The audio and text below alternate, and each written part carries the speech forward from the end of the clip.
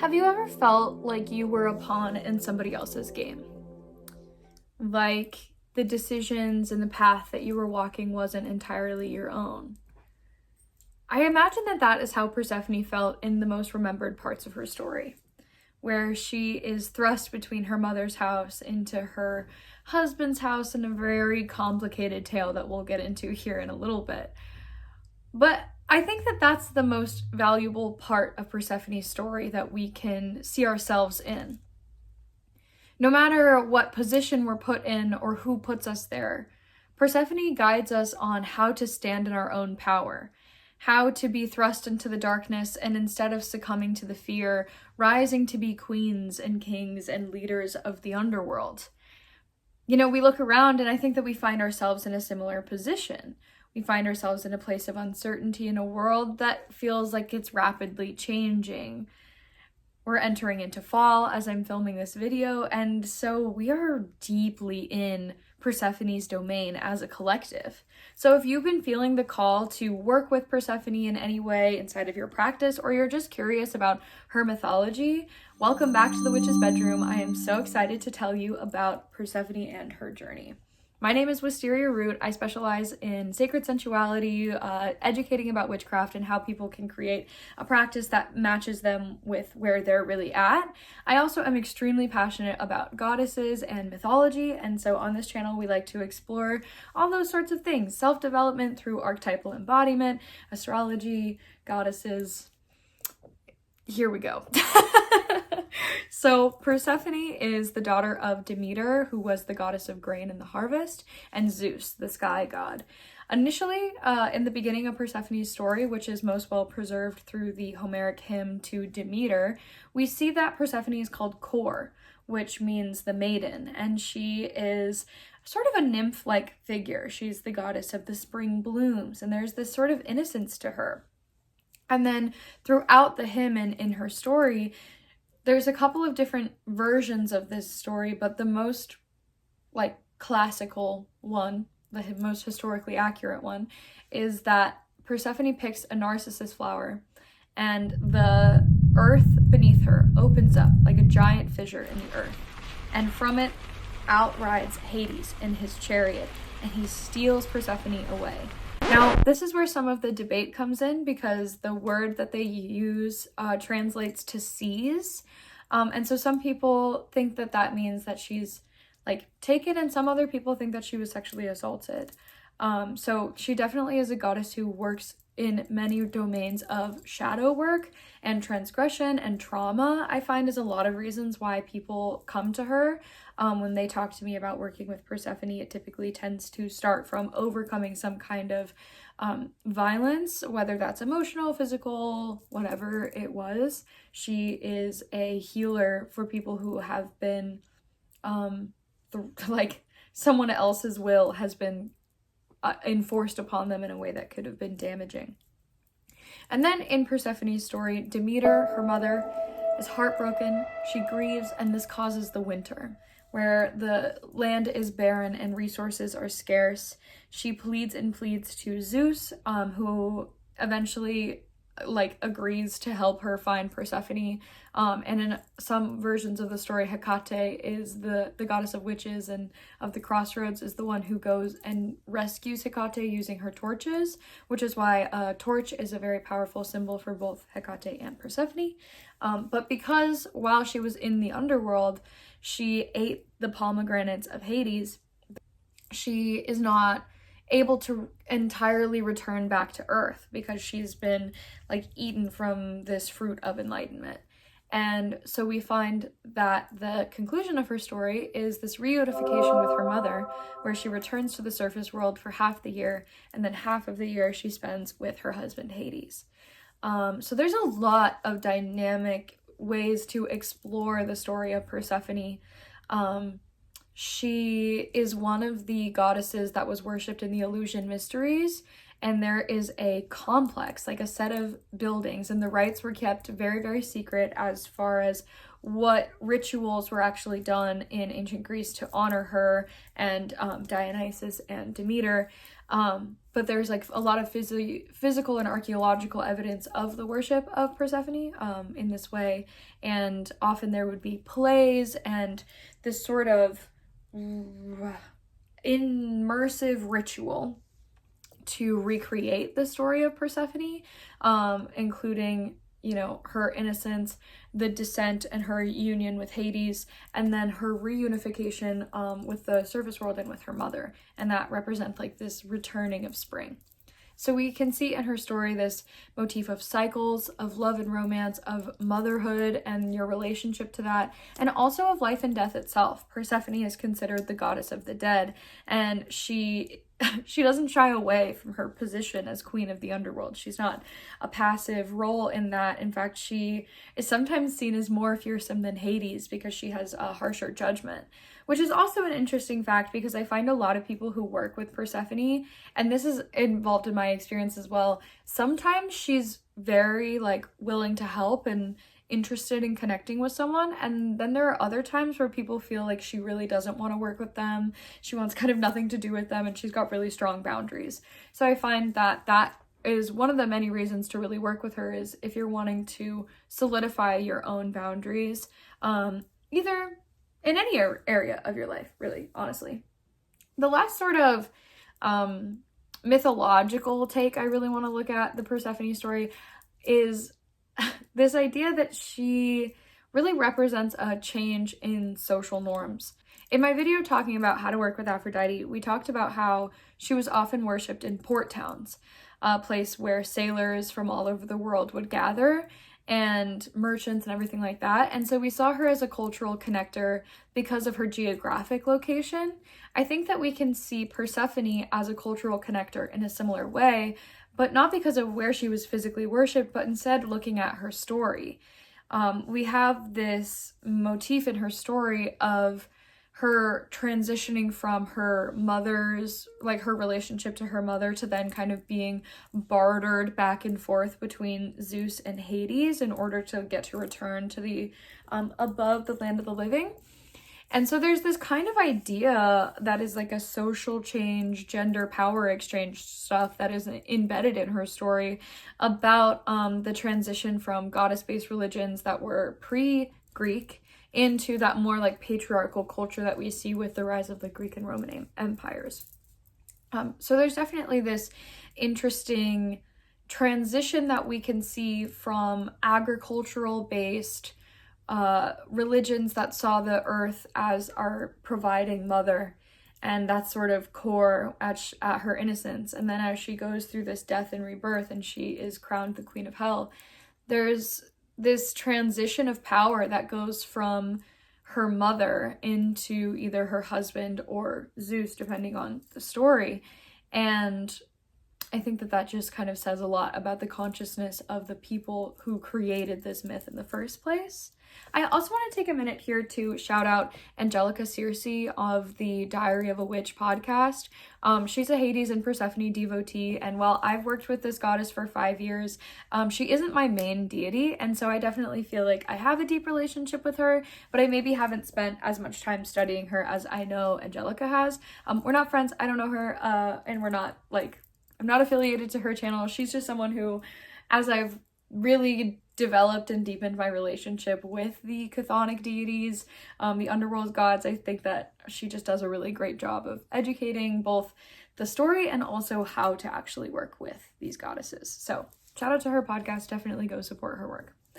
Moving on here to some of the reasons why you should work or could work with Persephone. Like I said, kind of at the beginning of this video, working to heal your relationship to your body, your sexuality, and your subconscious mind, I think are the biggest ways that she has shown up to me. A great book to connect with this is Come As You Are by Dr. Emily Nagoski, because she talks a lot about the scientific ways that we have been disconnected from our sexuality and from the belief system of the nature of our bodies. She talks about how there is this ingrained belief that women's bodies, and even sex in general, is dirty and wrong and bad and very taboo, and so people are very unfamiliar with themselves and kind of afraid or ashamed of the way that they express. And so I think that Persephone, as a goddess who helps people heal from, things like schmexual, schmishmalt, and also self-confidence, shadowy depression kind of things, like she comes back from the dead. And so if there's a part of yourself that has been so repressed or rejected, or there's all of these narratives of fear and control that have been placed on them, I find that Persephone really works well in that space of revealing what was once hidden and showing you where you can take your power back. We see that in her myth as she rises to being the queen. And also, I just think like Persephone and Hades have a very kinky relationship, because in other versions of the story, kind of more modern retellings, Persephone either goes into the underworld on her own, or they have this kind of like shadow daddy, smutty reconnection in a way that I think a lot of people are interested in taboo dynamics between masculine and feminine because of the way it's been ingrained into our collective psyche. And so working with Persephone and Hades in a kink way to explore these subversive dynamics safely has been a very, very empowering and just interesting practice that I've seen in other people, but also experienced for myself. In working with Persephone, I was kind of guided to take some courses on conscious kink education so that I really understand like what is going on inside of my brain, inside of this very vulnerable, intense, powerful place where we go to express ourselves, that is like sexuality. So really working with her to explore your power, to take back that ability to desire and express it in a big way is kind of, I'm a sensuality love witch, so of course that's my angle with working with her, but it also comes through with anxiety, with depression, guilt, doubt, fear, any of those really shadowy emotions that maybe you're having to process with. She is the queen of the dead, and so there's a part of her story that is, what do we do with our grief? What do we do with our judgments of the things that have long passed? A really powerful way to work with Persephone is by burying things, or by going to graveyards or places that have a lot of history. I'm going to get a little bit more into my story with her in just a second, but that's definitely where some of the most powerful meetings with her that I've had have been relating to this liminal space of in between, stepping into a next level of power and dealing with my grief and mental health. I started working with her when I was in I started working with her when I okay.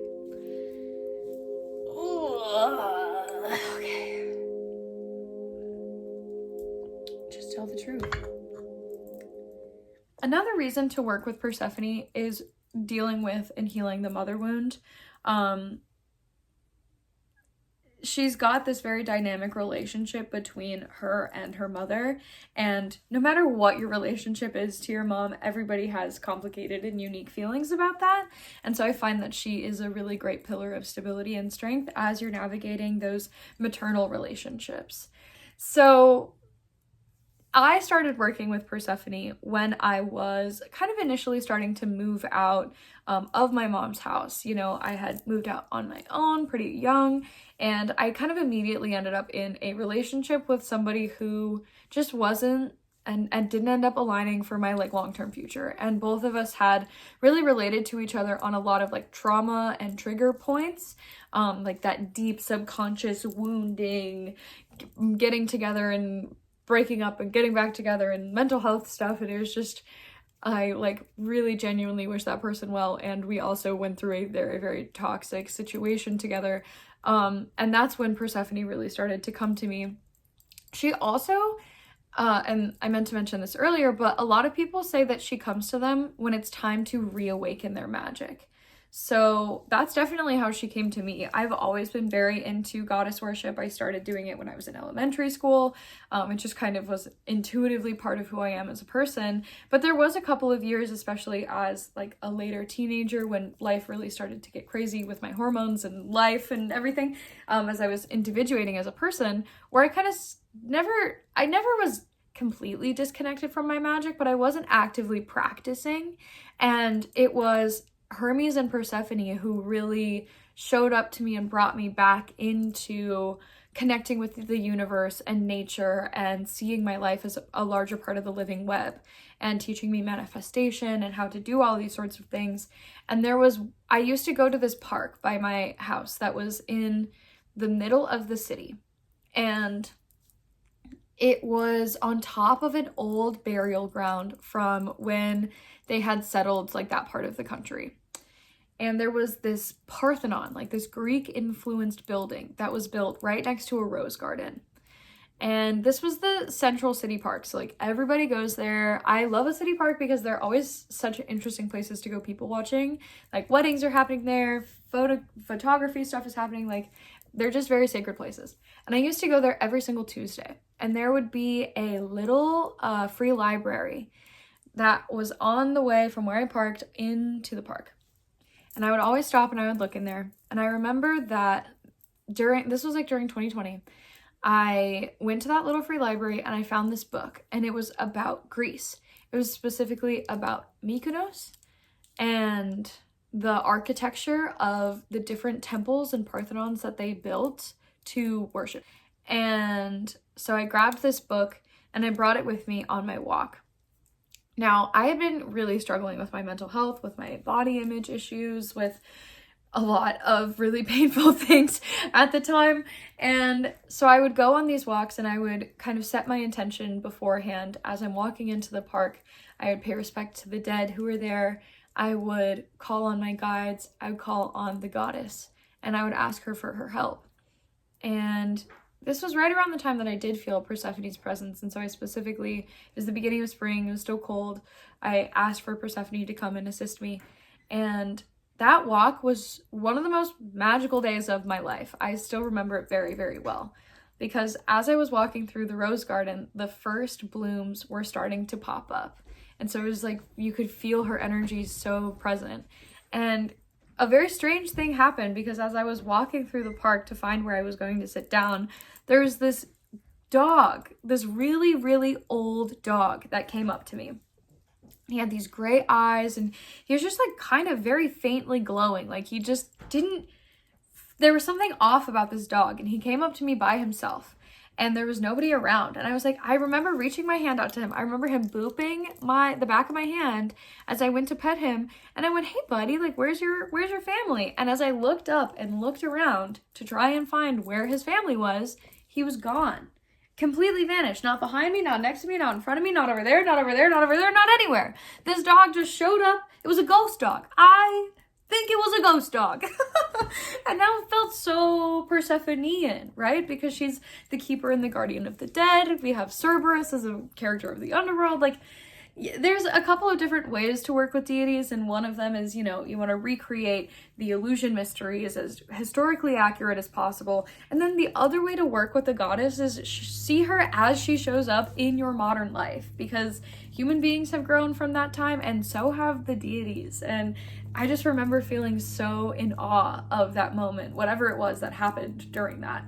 So then I go and I sit under this tree and I open the book. And there's a type of, sort of like a pendulum, where you'll say like, show me yes, show me no. And the, Winona, my dog just started playing as soon as I was saying this. Just give me like 10 more minutes, girl. Okay, so you can say show me yes or show me no, and the pendulum will move in a different direction to confirm or deny whatever your yes or no question is. You can do the same thing with a book on a windy day. To kind of communicate with the wind. I opened the book and I asked the wind to show me no. And I kid you not, it blew to the left. And then I said, okay, show me yes. And then the wind blew the pages to the right. And I practiced this over and over and over again, and it wasn't always instantaneous, but it was within the next couple of seconds after that question. And so that was my pendulum that I used as I was doing this reading with Persephone. And this reading is one of the most significant tarot readings I've ever given myself in my life. It was before I was a professional tarot reader, when I still was only reading for myself, and I was using a book for every single definition of the card so that I could teach myself, because I didn't remember yet. And this reading predicted the ending of my relationship and how difficult it would be. It also predicted the travel that I would do immediately after. And essentially that relationship ended, and then I immediately started traveling with the Renaissance Festival as a way of creating the next chapter of my life. And then I saw in the far future this repetition of this High Priestess card. And then as I was doing research, I found that Persephone is often represented as the High Priestess. And so it just felt like she was there with me in this really difficult time of my life, because I was so afraid to make my life my own. I was so afraid. I felt so helpless. I felt like so small and incapable of standing on my own, because I had gone from my mom's house that was very hard into this house of this relationship that was also very hard. And I felt like it was working with Persephone, Hecate, and Aphrodite during that time that really helped me like do what I'm doing now, which is, you know, living a much, much happier, more free, intensely magical, creative life. So that was the way that she came to me, in a very physical way. In the book that I was talking about earlier, Come As You Are by Emily Nagoski, she talks about your sexuality as a garden, and I wanted to touch on this with Persephone as well, because a great way to work with her is gardening or tending plants. This also includes houseplants. When I was before I started traveling, when I was first starting to work with her, I kept like a beautiful little indoor garden in my tiny apartment that was all piled up next to one windowsill. But I felt so connected to her by taking care of those plants at that time. And I had never really had a green thumb, but because I was working with her and it was my devotion to tend these plants in connection with her, they actually grew a lot because I was doing it very consistently. So that's like very physical, but then also metaphorically, we can look at our minds, our sexualities, our relationships to ourselves as gardens, and she helps us to tend them on the subconscious plane. And in the book, Emily talks about this idea that when we were born and when we were kids, we didn't have positive or negative associations to our body, to our self-expression, anything like that. And then over time, culture and family and society and the media and blah, blah, blah, plant all of these ideas inside of our minds, and that mind is our garden. And so we have these ideas of shame or restriction around our desires or our expression. And she talks a lot in the book about how unless you are physically in pain, like from your sexuality, then you're normal and healthy. And so we go through the garden and we weed out all of these ideas that are judgments and damaging internal limiting beliefs. And so I really think that Persephone is such a beautiful archetype to call on as you're weeding through your own mental garden. Like I was saying earlier, it is interesting that when people come to me talking about Persephone, they're either 100% devoted to her, like she is absolute mother to them, and I really love that, or I have found a lot of people who feel like she doesn't like them, or she will reject their offerings. I even felt like she rejected my offering a couple of years ago, and it took me a long time to kind of come back to working with her. But I find that that archetype is very empowering and liberating in the way that we have to learn how to accept our no, and we have to learn how to accept the no that is imposed to us by the rest of the world. So I just think it's interesting that she's one of those goddesses that sometimes people are like, she doesn't like me. a very interesting retelling of the story of Persephone that's like a more modern take on it is from Kiki Rockwell, who is a musician. She has the song called For Persephone, which I totally recommend you check out. But the lyrics are, "You're all mistaken, mother, can't you see? I was not taken, mother, I chose to leave, 'cause I love my baby, tall dark Hades, Lord of Death is down on his knees for me." Okay, Tumblr. Okay, Wattpad.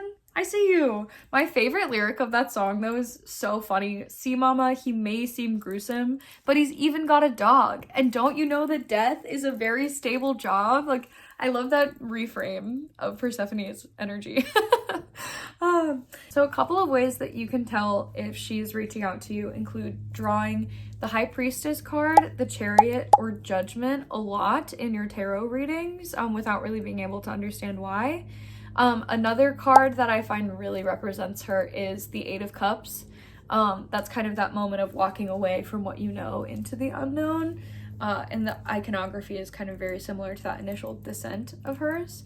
And then the Six of Cups also feels like a very Persephone reunification with her family card. And so if you're seeing any of those cards come up in your readings, maybe she's reaching out to you. Another way like I said, really relate to her is through dogs. That is something that she shares in my experience with Hecate. Purple flowers, especially at the beginning of spring. I also find that a lot of random burnt things, like charred stuff that's been left over from things that have burned, show up as a sign for me from her. Deer, iconography, torches, some offerings that you can leave to her other than the gardening that we had talked about, flowers, perfume, pomegranate seeds, obviously. I find that a lot of people like to work with her through their physical style, so doing sort of a whimsy goth, dark romantic look is very Persephone. I also really connect with her by sitting outside at night in a safe place. So those are a couple of the ways that you can tell if Persephone is connecting with you. I have a lot of practices to go deeper with her that I have crafted and created for the group that I run, which is called the Bedroom Coven, which you can check out in the link below if you're wanting to get more into crafting a practice that fits your unique style. We have this really awesome growing community of witches who are all about self-love, and it's just really beautiful to see what's going on in there. I would love to hear about your experience with the goddess, if you feel like I missed anything, or if there is a certain story that you have where she really came in and showed you some wisdom and changed your life. I would love to hear and celebrate that with you in the comments below. I just want to thank you so much for supporting this channel, and it is my promise to you that if you come back, I will keep delivering these well-informed, honest, kind, compassionate, effective ways to work with the goddess in order to find empowerment and confidence in this underworld shadow of a time that we're going through. Ding! Okay, great. Well, I'll see you next time, and I hope you have a wonderful day, evening, life, death, whatever. Bye!